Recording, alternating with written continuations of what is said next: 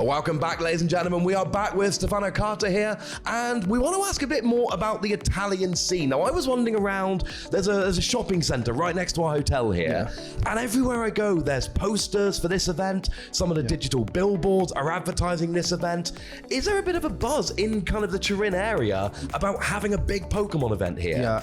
Yeah, we are very blessed to have this event, and we'll try our best to make it not only this year, but maybe in the next year. We'll see. Well, I know that the rivalry within football in Italy is one of the largest rivalries within sport. Yeah. Is that similar within Pokemon? Yeah, of course. Like, especially since the local events are coming back, those rivalries are like back as well. And like we have the big cities, Turin, Milan, Rome, and like we fight every week, every month, every event, and but in a competitive way. And actually, when we go out in major tournaments, like we try and see who does the best result, and so little bragging rights there, but always in a competitive way. That's always lovely to see. Bit of friendly rivalry between cities and towns. I know I've seen some of that in the UK as well, and the different game shops all competing to be, we are the best game shop. And obviously we've seen that with the team challenge that Pokemon have been running, trying to find the best game store in the world over the past couple of years. So, I mean, coming into the event, you say you've been playing for a few years now. Yes. Are there any Italian players you were looking up to as you came in who were posting good results and you kind of learned from? Yeah, when I started, I was very lucky to be surrounded by great players in Italy. They actually played since day one, basically. So, for example, Alessandro Cremascoli.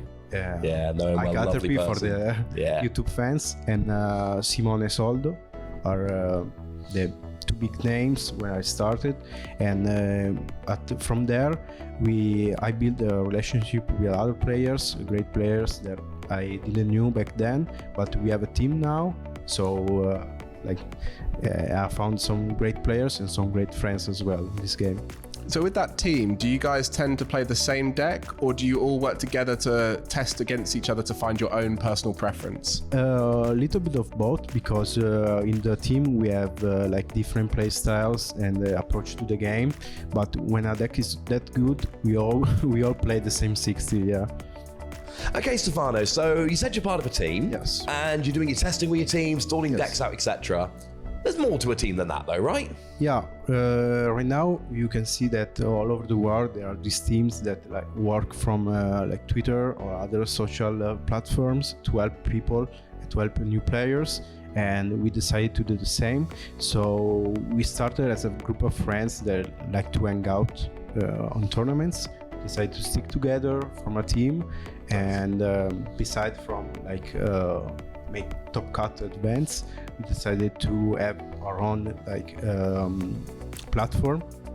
So we created a Telegram group, created a Twitch channel, and all sorts of that to be present and to help new players and help them teaching them how to play and how to go to tournaments. Like they have all kinds of questions regarding tournaments. Yeah. I guess it's quite overwhelming for a new player if they've got to travel all around Europe to go to these events.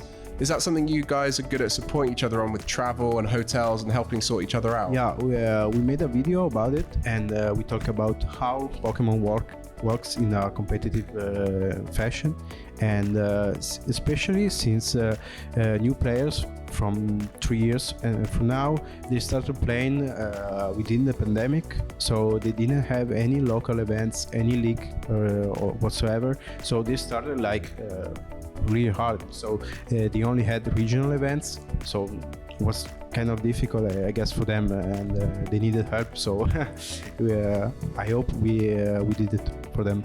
I mean, it's always lovely to hear, and that was paid back when we were looking for somebody to interview from the Italian community. We got an awful lot of messages saying, hey, that's Stefano guy, you should definitely interview him. Yeah, so I didn't expect so much love, but thank you guys.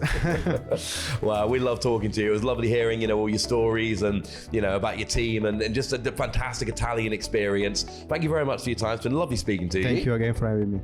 And you lovely ladies and gentlemen at home, we got a lot more tournament to go for. It's going to be a good one, so grab yourselves a nice cold beverage. Stay tuned. This one's going to be fun.